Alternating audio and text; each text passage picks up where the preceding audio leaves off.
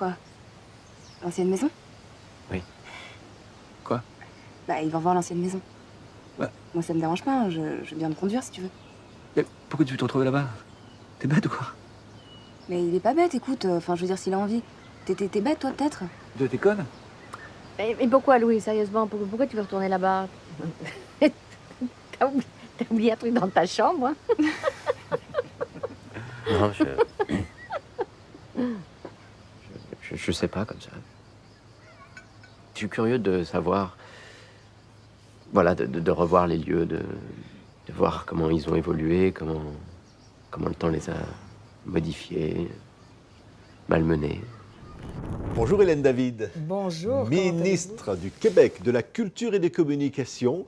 Il y a eu le Festival de Cannes. Absolument. Ça a été un triomphe pour le Québec quelque part. Un triomphe. Et écoutez, on a des auteurs, des interprètes, des réalisateurs extraordinaires. Pourquoi? Parce que le cinéma québécois apporte quoi finalement? Il y a un message, Mais je quelque chose pense de fort. qu'il faut réfléchir à partir de la formation qui est extraordinaire. Étant aussi ministre de l'Enseignement supérieur, je peux en témoigner. Il y a des stagiaires ici, il y a des étudiants dans toutes sortes de programmes en cinéma.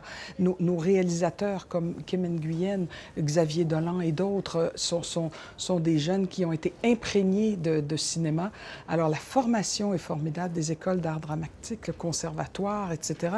Et on a depuis 50 ans, je pense, créé depuis presque aussi longtemps que le festival existe, Oui. 69 ans, un bassin de création. On nous demande toujours, mais qu'est-ce qu'il y a dans l'eau du Québec pour avoir autant de Oui, alors qu'est-ce qu'il y a dans l'eau du créativité? Québec, justement? D'abord, Dites-nous. il y a beaucoup d'eau et il y a beaucoup d'innovation, ne serait-ce que, je pense, par notre statut absolument distinct de peuple francophone dans une marée nord-américaine anglophone. Alors, il faut se distinguer, il faut montrer ce qu'on est capable de faire en français et ça fait des années de ça et on a donc de nombreux programmes, instituts, l'Institut national de l'image et du son, là, on a la Cinémathèque québécoise, on a la SODEC où on est installé ici. Oui. Et donc la culture au Québec, c'est quelque chose de très important. Oui, alors il y a la chanson, le cinéma fait aussi partie finalement de cet outil de défense de l'identité québécoise? Absolument, je suis d'accord avec votre formulation. Le cinéma fait partie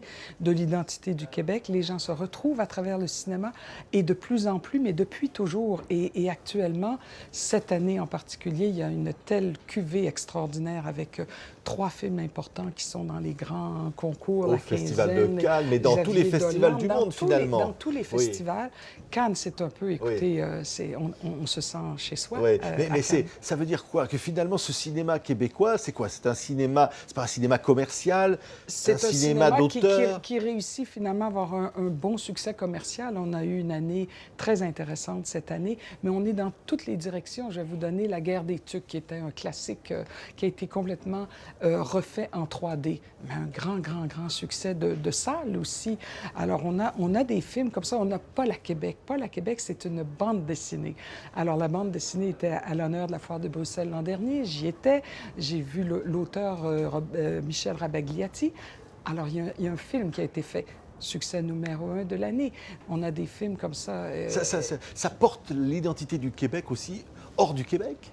Beaucoup hors du Québec. Quand on se promène, comme j'ai eu le privilège de le faire un peu partout à travers la planète, que ce soit pour vendre la culture ou même nos grandes universités, nos grands collèges, on nous connaît beaucoup à travers la chanson, évidemment, oui. Céline Dion, mais tellement d'autres, et à travers aussi beaucoup le cinéma. Parce que le cinéma est un cinéma, oui, d'auteur, mais un cinéma aussi qui a de grandes entrées commerciales. Certains en voudraient que les Québécois fréquentent encore plus leur salle de cinéma.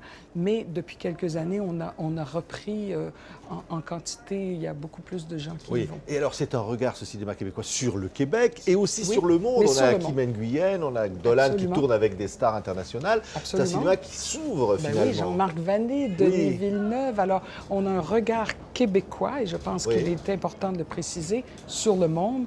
Et je dirais, à travers et à cause de ce regard, le monde nous regarde aussi beaucoup plus. Alors, on a des grands festivals de cinéma aussi au Québec, que ce soit en Abitibi, que ce soit à Québec même, que ce soit à Chicoutimi, que ce soit à Montréal. Alors, c'est très, très vivant. Donc, les gens viennent de partout, les grands distributeurs, producteurs. Et donc, je pense que là, c'est bien installé, notre spécificité québécoise. On a l'impression, Madame la Ministre, que finalement, le cinéma, c'est vital pour vous. C'est pas seulement voilà, un élément de la culture, c'est pas un élément de votre identité, de votre survie, quelque part. C'est vital parce que notre survie est vitale, notre langue française est vitale, alors notre culture est vitale. Et à travers le cinéma, c'est vraiment quelque chose de très important qui est dit, qui est expliqué aux gens. Et vous allez, le film extraordinaire que j'ai vu hier de Kim Nguyen, Two Lovers and a Bear, écoutez, ça parle de la culture autochtone. On le sait, on le dit de plus en plus, la question autochtone et avec cette immense culture extraordinaire, les langues autochtones, c'est un patrimoine formidable, mais en même temps, il y a des difficultés, il y a des enjeux qui sont extraordinairement bien développés et présentés de façon émotive, subtile, intelligente à travers le film de Kim Nguyen. Vous parliez de Jean-Marc Vallée, il y a des grands classiques du cinéma québécois. C'est vrai que le déclin de l'Empire américain, tout ça, ce sont des étapes finalement, ce sont aussi ça a commencé il y a longtemps avec, vous parlez de Niarcan, il y a eu des grands films qui ont été présentés. Primés dans le monde entier, On regarde tout ce qui a été présenté à Cannes depuis 50 ans, c'est fabuleux. Et puis Jean-Pierre Lefebvre, des grands auteurs, que ce soit le cinéma d'animation aussi, le court-métrage, le documentaire, le long-métrage. Alors là, on parle beaucoup de long-métrage, mais on a d'autres catégories où on est aussi en compétition, mais pas depuis 2 ans, depuis 40 ans, 50 ans. C'est une très longue histoire, finalement. Très longue histoire, et merci à l'Office national du film, parce qu'il y a eu dès le début la création du côté francophone de l'Office national du film, et c'est toujours sur... Et l'Office va déménager, vous reviendrez à Montréal, vous allez être éblouis de voir les lieux où va s'installer l'Office national du film, mais c'est tout le numérique, c'est le film d'animation. L'ONF a eu de très, très grands auteurs. Frédéric Bach, qui travaillait pour Radio-Canada, a quand même fait L'homme qui plantait des arbres, un succès aux Oscars, une palme. Alors, on a des créateurs qui sont dans des organisations, des institutions qui sont très importantes pour le Québec et pour le Canada aussi. Alors, on est très, très fiers. Merci beaucoup pour ce cinéma plaisir. Québécois. Puis merci de vous préoccuper à ce point du Québec, de notre culture, notre langue, notre identité. C'est un grand plaisir, Hélène David, ministre de la Culture et des Communications du Québec. Merci beaucoup. Infiniment.